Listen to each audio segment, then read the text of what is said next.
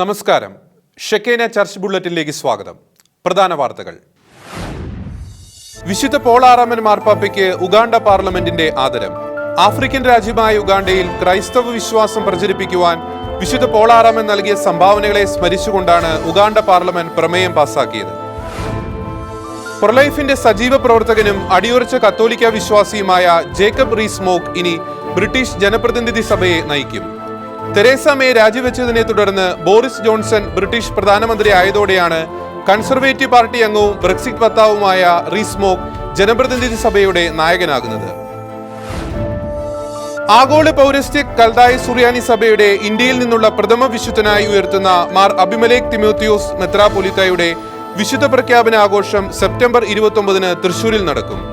കുരുവിളിയച്ചന്റെ പള്ളിയിലെ കബറിടത്തിലായിരിക്കും പ്രഖ്യാപനാഘോഷം.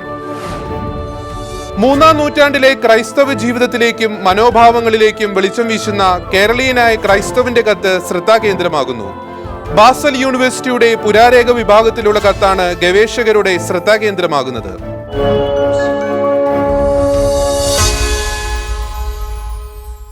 വാർത്തകൾ വിശദമായി. വിശുദ്ധ പോൾ ആറാമൻ മാർപ്പാപ്പയ്ക്ക് ഉഗാണ്ട പാർലമെന്റിന്റെ ആദരം. ആഫ്രിക്കൻ രാജ്യമായ ഉഗാണ്ടയിൽ ക്രൈസ്തവ വിശ്വാസം പ്രചരിപ്പിക്കുവാൻ വിശുദ്ധ പോൾ ആറാമൻ നൽകിയ സംഭാവനകളെ സ്മരിച്ചുകൊണ്ടാണ് ഉഗാണ്ട പാർലമെന്റ് പ്രമേയം പാസാക്കിയത്. വിശുദ്ധ പോൾ ആറാമൻ പാപ്പയുടെ 1969 ഉഗാണ്ട സന്ദർശനവും 22 ഉഗാണ്ട രക്തസാക്ഷികളെ വിശുദ്ധരായി പ്രഖ്യാപിച്ച നടപടിയും ഉഗാണ്ട ജനത വലിയ ആദരവോടെയാണ് കാണുന്നത്. പാപ്പയുടെ ഉഗാണ്ട സന്ദർശനം ക്രൈസ്തവ വിശ്വാസം പ്രചരിപ്പിക്കുന്നതിനും ജൂൺ 3 ഉഗാണ്ട രക്തസാക്ഷികളുടെ ദിനമായി പ്രഖ്യാപിക്കുന്നതിനും കാരണമായെന്നും ഇവിടുത്തെ പാർലമെന്റ് അംഗങ്ങൾ പറഞ്ഞു. വിശുദ്ധ പോൾ ആറാമൻ പാപ്പയെ ആദരിക്കണമെന്നാവശ്യപ്പെട്ട് അമരു ജില്ലയിൽ നിന്നുള്ള വനിതാ അംഗമായ ലൂസി അഗല്ലയാണ് പ്രമേയം പാർലമെന്റിൽ അവതരിപ്പിച്ചത്. വടക്കൻ റൂഹിൻഡയിലെ അംഗമായ തോമസ് തൊയേബ്യ പിന്താങ്ങി. പോൾ ആറാമനെയും അന്നത്തെ കംപാലിയയിലെ മെത്രാപ്പോലിത്തയായിരുന്ന ജോസഫ് കീവാനുകയെയും ആദരിക്കുക എന്നത് പാർലമെന്റിനെ സംബന്ധിച്ചിടത്തോളം വലിയ ബഹുമതിയായിട്ടാണ് കാണുന്നതെന്ന് പ്രമേയം അവതരിപ്പിച്ച ലൂസി അഗല്ലോ പറഞ്ഞു.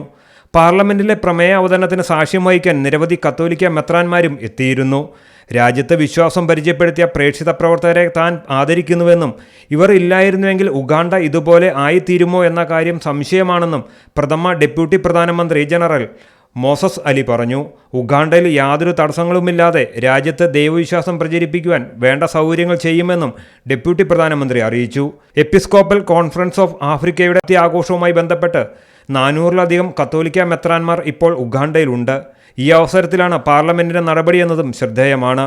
International desk, Shekinah news. പ്രൊലൈഫിന്റെ സജീവ പ്രവർത്തകനും അടിയുറച്ച കത്തോലിക്ക വിശ്വാസിയുമായ ജേക്കബ് റീസ്-മോഗ് ഇനി ബ്രിട്ടീഷ് ജനപ്രതിനിധി സഭയെ നയിക്കും. തെരേസ മേ രാജിവെച്ചതിനെ തുടർന്ന് ബോറിസ് ജോൺസൺ ബ്രിട്ടീഷ് പ്രധാനമന്ത്രി ആയതോടെയാണ് കൺസർവേറ്റീവ് പാർട്ടി അംഗവും ബ്രെക്സിറ്റ് വക്താവുമായ റീസ്-മോഗ് ജനപ്രതിനിധി സഭയുടെ നായകനാകുന്നത്.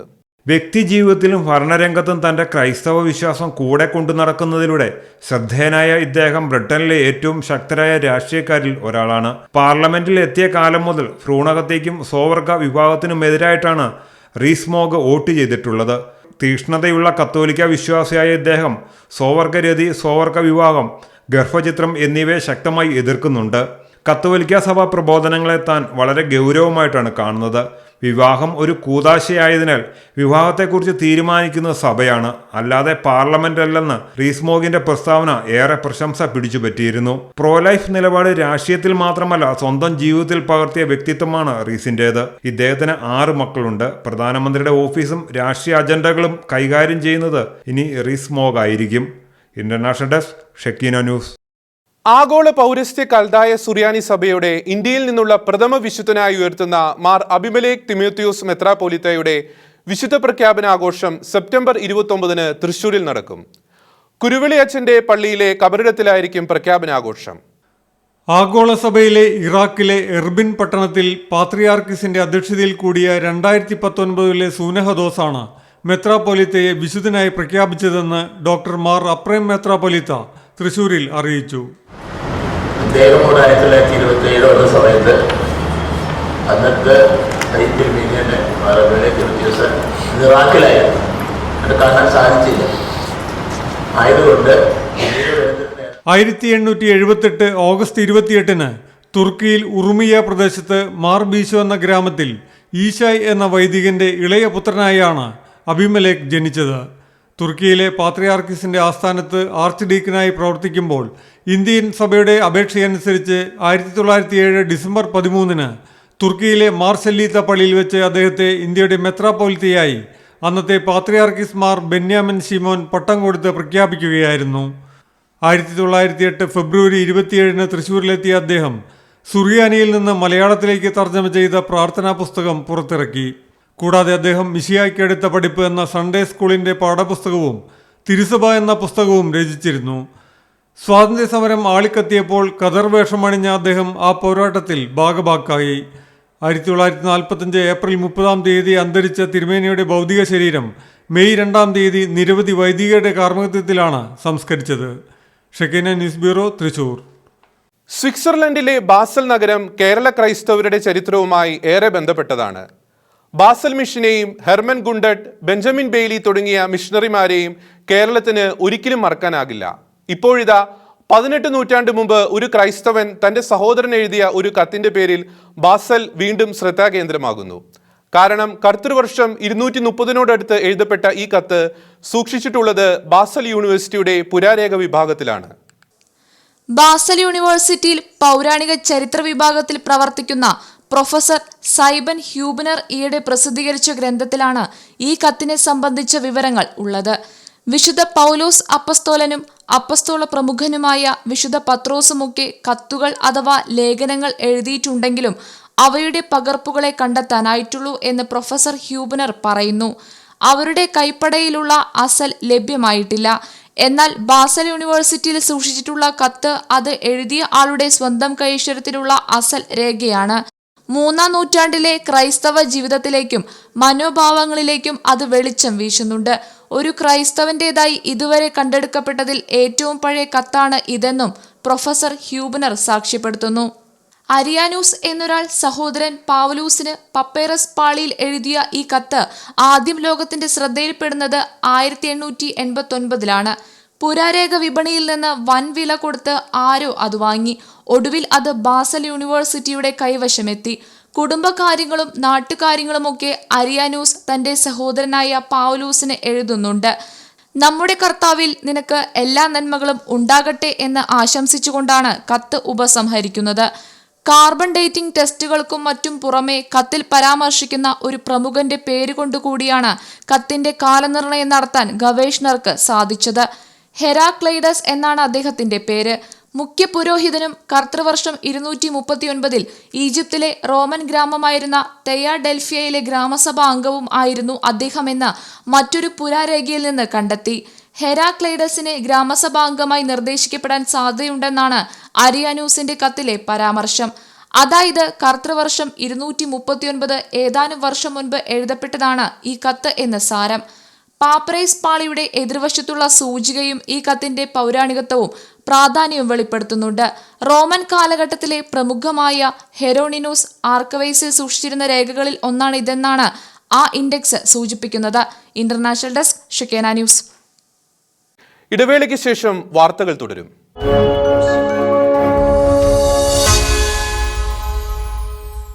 ഷെക്കീന ടെലിവിഷൻ ജനമനസ്സുകളിലേക്ക്. നന്മയുടെ നേർക്കാഴ്ചകൾ ചൂണ്ടിക്കാണിച്ചുകൊണ്ട് നീതിയുടെ നിർവചനങ്ങളുമായി ഏപ്രിൽ 28 ഞായറാഴ്ച ഷെക്കീന ടെലിവിഷൻ പരീക്ഷണ സംപ്രേഷണം ആരംഭിച്ചു.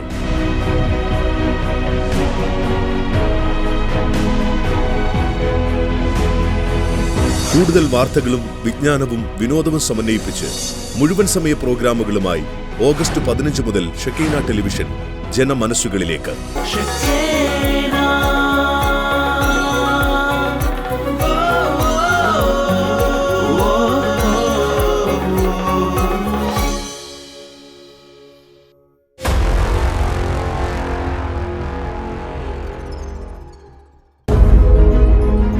നോട്ട് നിരോധനം, GST, ഇരുട്ടടിയായി മഹാപ്രളയവും.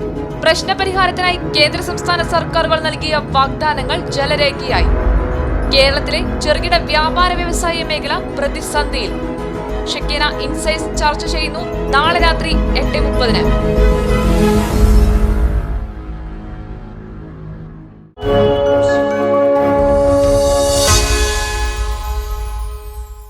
വീണ്ടും വാർത്തകളിലേക്ക്. അമേരിക്കയിൽ വീണ്ടും വധശിക്ഷ നടപ്പാക്കാനുള്ള നീക്കത്തിനെതിരെ ക്രൈസ്തവ സംഘടനകൾ രംഗത്തെത്തി. ഡിസംബറിൽ 5 പേരുടെ വധശിക്ഷയ്ക്കുള്ള നടപടികൾ ആരംഭിക്കുമെന്ന് അറ്റോർണി ജനറൽ വില്യം ബ്രാർ വ്യക്തമാക്കിയതിന് പിന്നാലെയാണ് പ്രതിഷേധം ഉയരുന്നത്. നീണ്ട 16 വർഷത്തെ ഇടവേളയ്ക്ക് ശേഷമാണ് അമേരിക്കയിൽ വീണ്ടും വധശിക്ഷ നടപ്പാക്കാൻ ഒരുങ്ങുന്നത്. 19 വയസ്സുകാരനായ സൈനികൻ ട്രെസി മാക്ബ്രൈഡിനെ കൊലപ്പെടുത്തിയ കേസിലാണ് 2003 അമേരിക്കയിൽ അവസാനമായി വധശിക്ഷ നടപ്പാക്കിയത്. കൊലപാതകം ഉൾപ്പെടെയുള്ള കേസുകളിലെ കുറ്റക്കാർക്കാണ് ഇപ്പോൾ അമേരിക്കൻ ഫെഡറൽ ഗവൺമെന്റ് വധശിക്ഷ നടപ്പാക്കാൻ ഉത്തരവിട്ടിരിക്കുന്നത്. 5 പേരുടെ വധശിക്ഷ നടപടികൾ ഡിസംബർ മുതൽ ആരംഭിക്കാൻ അറ്റോർണി ജനറൽ വില്യം ബാർബ്രോ ഓഫ് പ്രസിഡന്റിന് നിർദ്ദേശം നൽകിയിരിക്കുന്നത്. എന്നാൽ ദൈവിക ദാനമായ ജീവനെ നശിപ്പിക്കരുതെന്ന ക്രൈസ്തവ ദർശനത്തിന് എതിരായ വധശിക്ഷ നടപ്പാക്കരുതെന്നാവശ്യപ്പെട്ട് ക്രൈസ്തവ സംഘടനകൾ രംഗത്ത് വന്നിരിക്കുകയാണ്. സാമൂഹ്യ നീതിക്കും മൂല്യങ്ങൾക്കും എതിരായ വധശിക്ഷ നടപ്പാക്കരുതെന്ന് വധശിക്ഷയ്ക്കെതിരെ ശക്തമായി വാദിച്ചു വരുന്ന കാത്തലിക് മൊബിലൈസിംഗ് നെറ്റ്വർക്കിന്റെ എക്സിക്യൂട്ടീവ് ഡയറക്ടർ ക്രിസാനെ വയലൻകോർട്ട് ആവശ്യപ്പെട്ടു.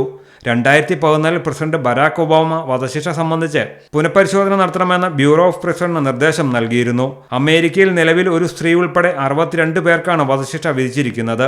ബോസ്റ്റൺ മാരത്തൺ ബോംബ് സ്ഫോടന കേസിലെ പ്രതിയും സൗത്ത് കരോളിൻ ദേവാലയത്തിലെ വെടിവെപ്പിലെ പ്രതിയും ഉൾപ്പെടെയുള്ളവരാണ് ലിസ്റ്റിലുള്ളത്. International desk Shekinah news. യുദ്ധക്കെടുതിയിൽ ദുരിതമനുഭവിക്കുന്ന സിറിയയിലെ ക്രൈസ്തവ സമൂഹത്തിന്റെ കണ്ണീരൊപ്പാൻ ദുഷ്കരമായ ദൗത്യവുമായി ഡമാസ്കസിന് പുതിയ മെത്രാപ്പോലിത്ത. യുദ്ധങ്ങളിലും പീഡനങ്ങളിലും തളർന്ന ക്രൈസ്തവർക്ക് പ്രതീക്ഷയും സാന്ത്വനവുമേകുവാനായി ആർച്ച് ബിഷപ്പ് ജോൺ ജിഹാദ് ഭട്ടയാണ് നിയമിച്ചിരിക്കുന്നത്. ജൂലൈ 28 മെത്രാപ്പോലിത്തയുടെ സ്ഥാനാരോഹണം നടക്കും. വേദനകളിലൂടെ കടന്നുപോകുന്ന സിറിയയിലെ ക്രൈസ്തവ സമൂഹത്തിന് പ്രതീക്ഷ നൽകുകയും അവരെ സഹായിക്കുകയുമാണ് തന്റെ അജപാലന ദൗത്യത്തിന്റെ പ്രധാന ലക്ഷ്യമെന്ന് ആർച്ച് ബിഷപ്പ് പറഞ്ഞു. ഇറ്റലി, ലെബനോൺ തുടങ്ങിയ രാജ്യങ്ങളിലെ തന്റെ ദൗത്യങ്ങളിലെല്ലാം സഭ പറയുന്നതനുസരിച്ചാണ് താൻ പ്രവർത്തിച്ചിട്ടുള്ളതെന്നും പുതിയ ദൗത്യവുമായി സിറിയയിലേക്ക് പോകുന്നതിൽ സന്തോഷമുണ്ടെന്നും 63-കാരനായ മെത്രാപ്പോലിത്ത വ്യക്തമാക്കി. യുദ്ധത്തെ തുടർന്ന് ആലപ്പോയ്ക്ക് സമാനമായ ക്രൈസ്തവ കൂട്ടപലായനം ഡമാസ്കസിൽ ഉണ്ടായില്ലെങ്കിലും യുദ്ധത്തിന് മുൻപ് 200ഓളം കുടുംബങ്ങൾ പലായനം ചെയ്തിട്ടുണ്ട്. ആവശ്യം മരുന്നും ഭക്ഷണ വസ്തുക്കളും ലഭിക്കാതെ ജനങ്ങൾ നരകയാതനയിലാണ്. അതിനാൽ സിറിയക്കെതിരായ ഉപരോധങ്ങൾ നീക്കുന്നതിനു വേണ്ടി പ്രത്യേകമായി പ്രാർത്ഥിക്കുകയാണ് വേണ്ടതെന്നും മെത്രാപ്പോലിത്ത ആവശ്യപ്പെട്ടു. സകല മതവിഭാഗങ്ങൾക്കുമിടയിൽ സൗഹാർദ്ദമായി പ്രവർത്തിക്കുന്ന ക്രൈസ്തവ വിശ്വാസത്തെ സിറിയയിൽ നിലനിർത്തുവാൻ സഹായിക്കണമെന്ന് പാശ്ചാത്യ ലോകത്തോട് ആർച്ച് ബിഷപ്പ് പറഞ്ഞു. കഴിഞ്ഞ 8 വർഷമായി ലെബനോനിലെ പാട്രിയാർക്ക രൂപതയായ ബെയ്റൂട്ടിലെ മെത്രാനായി സേവനം ചെയ്തു വരികയായിരുന്നു ജോൺ ജിഹാദ് ഭട്ട മെത്രാപ്പോലിത്ത. അതിനു മുൻപ് 7 വർഷത്തോളം റോമിലും സേവനമനുഷ്ഠിച്ചിട്ടുണ്ട്. പ്രതീക്ഷ നഷ്ടപ്പെട്ട അജഗണത്തിന് പ്രത്യാശയേകി പുതുജീവിതം ഒരുക്കാനുള്ള ശ്രമകരമായ ദൗത്യമാണ് ആർച്ച് ബിഷപ്പ് ജോൺ ജിഹാദിന്റെ മുന്നിലുള്ളത്. International desk Shekinah news. Indian Christian marriage act സംസ്ഥാനത്ത് മുഴുവൻ ബാധകമാക്കാൻ സംസ്ഥാന ന്യൂനപക്ഷ കമ്മീഷൻ ശുപാർശ. 1872 ഇന്ത്യൻ ക്രിസ്ത്യൻ മാരേജ് ആക്ട് പഴയ കൊച്ചി, തിരുവിതാംകൂർ പ്രദേശങ്ങളിൽ കൂടി ബാധകമാക്കുന്നതിനുള്ള നിയമനിർമ്മാണത്തിന് സംസ്ഥാന സർക്കാരിനോടാണ് ന്യൂനപക്ഷ കമ്മീഷൻ ശുപാർശ ചെയ്തത്. സംസ്ഥാനത്ത് ക്രിസ്ത്യൻ സമുദായത്തിന്റെ വിവാഹം സംബന്ധിച്ച് 2 നിയമങ്ങളാണുള്ളത്. മലബാറിൽ കേന്ദ്ര നിയമമായ 1872 ഇന്ത്യൻ ക്രിസ്ത്യൻ മാരേജ് ആക്ട് നിലവിലുണ്ട്. പഴയ കൊച്ചിയും നാട്ടുരാജ്യങ്ങളും ഉൾപ്പെടുന്ന തെക്കൻ പ്രദേശങ്ങളിൽ 1920 കൊച്ചിൻ ക്രിസ്ത്യൻ സിവിൽ മാരേജ് ആക്ടും തിരുവിതാംകൂറിൽ കാനോനിയ നിയമങ്ങൾക്കാണ് പ്രാമുഖ്യമുള്ളത്. ന്യൂനപക്ഷ കമ്മീഷന് നൽകിയ പരാതിയിൽ ഏകീകൃത ക്രിസ്ത്യൻ മാരേജ് ആക്ട് നടപ്പാക്കാത്തത് മൂലം വിവാഹ രജിസ്ട്രേഷന് നേരിടുന്ന ബുദ്ധിമുട്ടുകൾ കമ്മീഷന് ബോധ്യപ്പെട്ടു. ഇതിന്റെ അടിസ്ഥാനത്തിലാണ് പ്രത്യേക നിയമനിർമ്മാണത്തിന് ശുപാർശ ചെയ്തത്. തൃശൂരിൽ നടന്ന അദാലത്തിലാണ് ഏകീകൃത ക്രിസ്ത്യൻ മാരേജ് ആക്ട് നടപ്പാക്കാത്തതിന്റെ ബുദ്ധിമുട്ട് സംബന്ധിച്ച് പരാതി നൽകിയത്. ഷെക്കേന ന്യൂസ് ബ്യൂറോ, തൃശൂർ. ആഫ്രിക്കയിലെയും അമേരിക്കയിലെയും കത്തോലിക്ക സഭയുടെ പുരോഹിതരുടെയും സന്യാസിനികളുടെയും വൈദിക വിദ്യാർത്ഥികളുടെയും കൂട്ടായ്മയായ നാഷണൽ ബ്ലാക്ക് കാത്തലിക് ക്ലർജി കോക്കസിന്റെ വാർഷിക ഒത്തുചേരലിന് ബാൾട്ടിമോർ സാക്ഷ്യം വഹിച്ചു. ഇത് ഞങ്ങളുടെ പ്രവൃത്തിയാണ്, ഞങ്ങളെ അയക്കുക എന്ന ആപ്തവാക്യവുമായാണ് ഇവർ സമ്മേളനത്തിനായി ഒത്തുകൂടിയത്. 1968 നാഷണൽ ബ്ലാക്ക് കാത്തലിക് ക്ലർജി കോക്കസിന്റെ ആരംഭം. National black sisters conference, national black catholic seminarians association, national association of black catholic deacons തുടങ്ങിയ സംഘടനകളുടെ കൂട്ടായ്മയാണ് national black catholic clergy caucus. വൈദിക വിദ്യാർത്ഥികളും വൈദികരും സന്യാസിനി സഭാംഗങ്ങളും ഡീക്കന്മാരും അടങ്ങുന്നതാണ് കൂട്ടായ്മ. ദൈവശാസ്ത്രപരമായും ആത്മീയമായും വിദ്യാഭ്യാസപരമായും കൂട്ടായ്മയിലെ അംഗങ്ങളെ പ്രബുദ്ധരാക്കാൻ ഉദ്ദേശിച്ചാണ് സംഘടന പ്രവർത്തിക്കുന്നത്. വിവിധ മേഖലകളിലെ മികച്ച പ്രവർത്തനങ്ങൾ നടത്തിയവരെ സമ്മേളനത്തിൽ ആദരിച്ചു. Washington archbishop Wilton D Gregory ഉൾപ്പെടെയുള്ളവർ സമ്മേളനത്തിലും തുടർന്നുള്ള ദിവ്യബലിയിലും പങ്കെടുത്തു. International desk Shekinah news. ഇടവേളയ്ക്ക് ശേഷം വാർത്തകൾ തുടരും.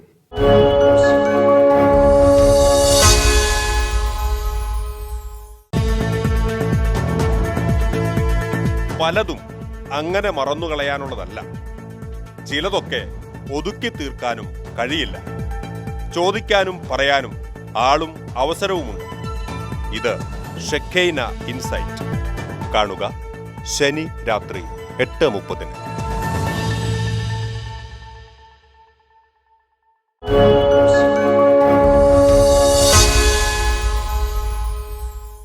വീണ്ടും വാർത്തകളിലേക്ക്. റോമിൽ സാൽവോദർ കനാൽസിന്റെ ജീവചരിത്രം പ്രകാശനം ചെയ്തു. വിശുദ്ധ ജോസ് മരിയ എസ്ക്രിവ ആരംഭിച്ച ഒപ്പസ് ഡേയിൽ അദ്ദേഹത്തോടൊപ്പം പ്രവർത്തിച്ചയാളാണ് സാൽവോദർ കനാൽസ്. സിനിമാ പകർപ്പവകാശത്തെക്കുറിച്ച് പ്രബന്ധം തയ്യാറാക്കാൻ സ്പെയിനിൽ നിന്നും 1942 സാൽവദോർ കനാൽസ് റോമിലെത്തി. 1948 സാൽവദോർ കനാൽ പുരോഹിതനായി. രണ്ടാം വത്തിക്കാൻ സുനഹദോസിൽ വിദഗ്ധമായി പ്രവർത്തിച്ച അദ്ദേഹം റോമൻ റോട്ടയുടെ ഓഡിറ്ററായിരുന്നു. രണ്ടാം വത്തിക്കാൻ സുനഹദോസിൽ അദ്ദേഹം വലിയ പങ്ക് വഹിച്ചു. മതേതര പ്രസ്ഥാപനങ്ങളുടെ സ്ഥാപനത്തിലും വികാസത്തിലും അദ്ദേഹത്തിന്റെ പങ്ക് ശ്രദ്ധേയമായിരുന്നു. അദ്ദേഹം സന്യാസത്തെക്കുറിച്ചുള്ള അസറ്റിസം മെഡിറ്റഡ് എന്ന പുസ്തകം ആത്മീയോപദേശം നൽകാനായി രചിച്ചു. ഇതിന്റെ ആയിരക്കണക്കിന് കോപ്പികളാണ് വിറ്റഴിഞ്ഞത്. റോമിൽ 1975 മരിക്കും വരെ അദ്ദേഹം തീവ്രമായി പ്രവർത്തിച്ചു. ആൽഫ്രദോ മെൻഡിസാണ് സാൽവദോർ കനാലിന്റെ ജീവചരിത്രം എഴുതിയിരിക്കുന്നത്. ഈ പുസ്തകം വായിക്കുന്നത് മൂല്യവത്താണ്. കാരണം ഈ നൂറ്റാണ്ടിൽ സഭയുടെ പാത എന്തായിരുന്നുവെന്ന് നന്നായി മനസ്സിലാക്കാൻ ഈ പുസ്തകം ഉപകരിക്കുന്നു. സഭയുടെ യാഥാർത്ഥ്യത്തെയും പ്രകൃതത്തെയും കുറിച്ച് വായനക്കാർക്ക് കൂടുതൽ ഉൾക്കാഴ്ച ലഭിക്കുന്ന ഗ്രന്ഥമാണ് ഇത്. ഇതൊരു ജീവചരിത്രത്തിന്റെ ജീവിതത്തിന്റെ വളരെ രസകരവും വളരെ സമ്പന്നവുമായ ഒരു മനുഷ്യപാതയുടെ സ്പന്ദനമാണ്. വിശുദ്ധരായ പോൾ ആറാമൻ മാർപ്പാപ്പ, ജോസ് മരിയ, വാഴ്ത്തപ്പെട്ട അൽവാരോ ഡെൽ പോർട്ടിലോ എന്നിവരോടൊപ്പം അദ്ദേഹം പ്രവർത്തിച്ചു. സാൽവദോർ ഒരു സാധാരണ വ്യക്തിയാണെന്നും ഏതൊരു ക്രിസ്ത്യാനിക്കും അദ്ദേഹവുമായി താദാത്മ്യം സാധിക്കുമെന്നും രചയിതാവ് പറയുന്നു. International desk Shekinah news. കാലിഫോർണിയയിലെ ഓറഞ്ച് രൂപതയിൽ 8 വർഷങ്ങളുടെ കാത്തിരിപ്പിനൊടുവിൽ നിർമ്മാണ പ്രവർത്തനങ്ങൾ പൂർത്തിയാക്കിയ മുൻ പ്രൊട്ടസ്റ്റന്റ് ദേവാലയം കത്തോലിക്ക ദേവാലയമായി കുദാശ ചെയ്യപ്പെട്ടു. ക്രിസ്ത്യൻ കത്തീഡ്രൽ എന്നറിയപ്പെട്ടിരുന്ന ദേവാലയം 9 വർഷങ്ങൾക്ക് മുമ്പാണ് കത്തോലിക്ക നേതൃത്വം ഏറ്റെടുത്ത് ക്രൈസ്റ്റ് കത്തീഡ്രൽ എന്ന് പുനർനാമകരണം ചെയ്തത്.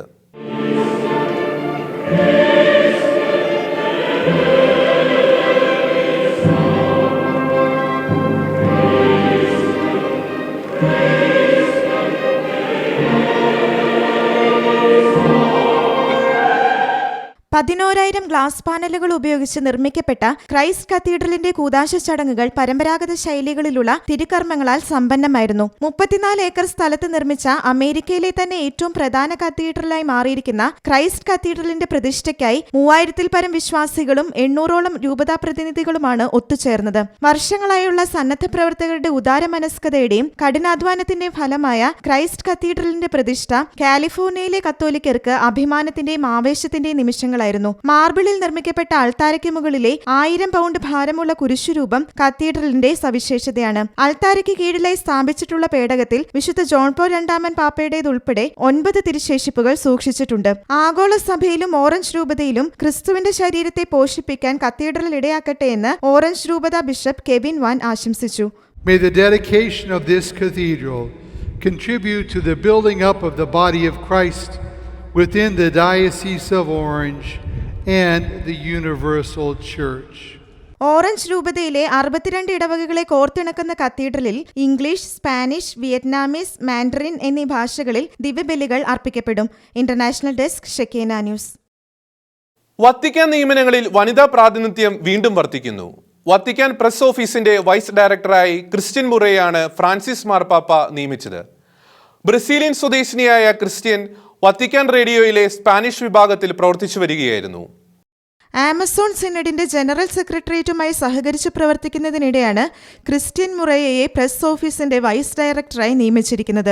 ബ്രസീലിലെ റിയോ ഡി ജനീറോ സ്വദേശിനിയായ ക്രിസ്ത്യൻ 25 വർഷമായി വത്തിക്കാൻ മാധ്യമ വിഭാഗവുമായി ബന്ധപ്പെട്ട് പ്രവർത്തിച്ചു വരികയായിരുന്നു. English, Spanish, French, Italian, Portuguese ഭാഷകളിൽ പരിജ്ഞാനമുള്ള ക്രിസ്ത്യൻ ബ്രസീലിലെ റിയോ സർവകലാശാലയിൽ നിന്നും ഉന്നത ബിരുദം നേടിയിട്ടുണ്ട്. International desk Shekinah news. Kerala കത്തോലിക്ക യുവജന പ്രസ്ഥാനമായ KCYM-ന്റെ 41ാമത് അർദ്ധവാർഷിക സെനറ്റ് സമ്മേളനത്തിന് തുടക്കമായി. തിരുവനന്തപുരം മേജർ അതിരൂപതയുടെ നേതൃത്വത്തിൽ മാർ ഗ്രിഗോറിയോസ് റിന്യൂവൽ സെന്ററിൽ നടക്കുന്ന സമ്മേളനം ഞായറാഴ്ച സമാപിക്കും. സെനറ്റ് സമ്മേളനത്തിൽ 32 രൂപതകളിൽ നിന്നുള്ള യുവജന പ്രതിനിധികൾ പങ്കെടുക്കും. 3 ദിവസങ്ങളിലായി നടക്കുന്ന സെനറ്റ് സമ്മേളനം youth commission vice chairman bishop doctor Christudas ഉദ്ഘാടനം ചെയ്തു. കഴിഞ്ഞ 6 മാസക്കാലത്തെ റിപ്പോർട്ട് അവതരണവും പ്രമേയങ്ങളും സാമൂഹികപരമായ വിഷയങ്ങളെ പറ്റിയുള്ള ചർച്ചകളും നടക്കും. വാർത്തകൾ അവസാനിക്കും മുമ്പ് പ്രധാന വാർത്തകൾ വീണ്ടും. വിശുദ്ധ പോൾ ആറാമൻ മാർപ്പാപ്പയ്ക്ക് ഉഗാണ്ട പാർലമെന്റിന്റെ ആദരം. ആഫ്രിക്കൻ രാജ്യമായ ഉഗാണ്ടയിൽ ക്രൈസ്തവ വിശ്വാസം പ്രചരിപ്പിക്കുവാൻ വിശുദ്ധ പോൾ ആറാമൻ നൽകിയ സംഭാവനകളെ സ്മരിച്ചുകൊണ്ടാണ് ഉഗാണ്ട പാർലമെന്റ് പ്രമേയം പാസാക്കിയത്. പ്രൊലൈഫിന്റെ സജീവ പ്രവർത്തകനും അടിയുറച്ച കത്തോലിക്ക വിശ്വാസിയുമായ ജേക്കബ് റീസ്-മോക്ക് ഇനി ബ്രിട്ടീഷ് ജനപ്രതിനിധി സഭയെ നയിക്കും. തെരേസ മേ രാജിവെച്ചതിനെ തുടർന്ന് ബോറിസ് ജോൺസൺ ബ്രിട്ടീഷ് പ്രധാനമന്ത്രി ആയതോടെയാണ് കൺസർവേറ്റീവ് പാർട്ടി അംഗവും ബ്രെക്സിറ്റ് വക്താവുമായ റീസ്-മോക്ക് ജനപ്രതിനിധി സഭയുടെ നായകനാകുന്നത്. ആഗോള പൗരസ്ത്യ കൽദായ സുറിയാനി സഭയുടെ ഇന്ത്യയിൽ നിന്നുള്ള പ്രഥമ വിശുദ്ധനായി ഉയർത്തുന്ന മാർ അബിമലേക് തിമോത്തിയോസ് മെത്രാപ്പൊലീത്തായുടെ വിശുദ്ധ പ്രഖ്യാപന ആഘോഷം സെപ്റ്റംബർ 29 തൃശൂരിൽ നടക്കും. കുരുവിളിയച്ചന്റെ പള്ളിയിലെ കബറിടത്തിലായിരിക്കും പ്രഖ്യാപനാഘോഷം. 3-ാം നൂറ്റാണ്ടിലെ ക്രൈസ്തവ ജീവിതത്തിലേക്കും മനോഭാവങ്ങളിലേക്കും വെളിച്ചം വീശുന്ന കേരളീയനായ ക്രൈസ്തവന്റെ കത്ത് ശ്രദ്ധാകേന്ദ്രമാകുന്നു. ബാസൽ യൂണിവേഴ്സിറ്റിയുടെ പുരാരേഖ വിഭാഗത്തിലുള്ള കത്താണ് ഗവേഷകരുടെ ശ്രദ്ധാകേന്ദ്രമാകുന്നത്.